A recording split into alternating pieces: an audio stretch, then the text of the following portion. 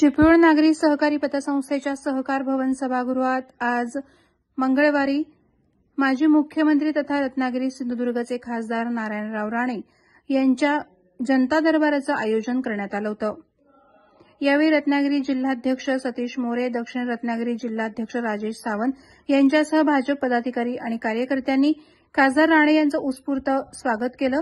यावेळेला व्यासपीठावर माजी आमदार डॉ. विनय नातू, भाजपा नेते प्रशांत यादव, सतीश मोरे, राजेश सावंत, वाशिष्ठी डेअरीच्या मुख्य प्रवर्तक सौ स्वप्ना यादव, भाजपा महिला मोर्चा प्रदेश उपाध्यक्षा सौ चित्रा चव्हाण, चिपळूण मंडल अध्यक्ष विनोद भुरण, शहर मंडल अध्यक्ष शशिकांत मोदी, माजी नगरसेवक परिमल भोसले, रवींद्र नागरेकर, प्रांताधिकारी आकाश लिगाडे, उपविभागीय पोलीस अधिकारी प्रकाश बेले, तहसीलदार प्रवीण लोकरे, तालुका आरोग्य अधिकारी डॉ. ज्योती यादव, मुख्याधिकारी विशाल भोसले आदी उपस्थित होते।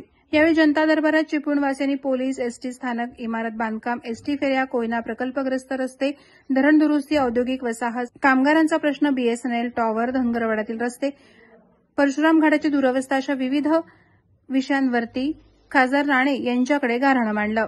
विनय आडवेकर शिरगाव गावावरून आले आणि आमची जी फिर्याद आहे ती आहे की आरजू कंपनी एमआयडीसी त्यांनी 87 लोकांची फसवणूक केली आहे। त्याच्यातले जे 4 आरोपी होते त्याच्यातले 3 आरोपी स्वतः सरेंडर झाले, पण एक जो आरोपी आहे मुख्य आरोपी अनिल जाधव म्हणून त्याला आज पकडण्यात आलेला नाहीये। तर आमची फिर्याद हीच आहे की लवकरात लवकर त्याला पकडण्यात यावं, जेणेकरून जे गुंतवणूकदार आहेत, गृहिणी आहेत, जास्त करून गृहिणी आहेत त्याच्यामध्ये, ज्यांना हाताला काम मिळेल म्हणून त्यांनी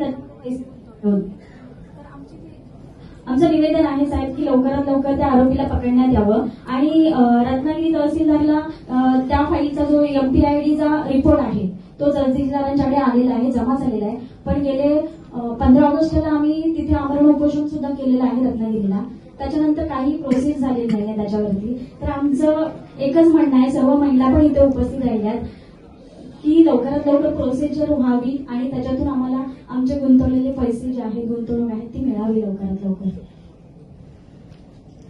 निकाल 8 दिवसात मला सांगा काय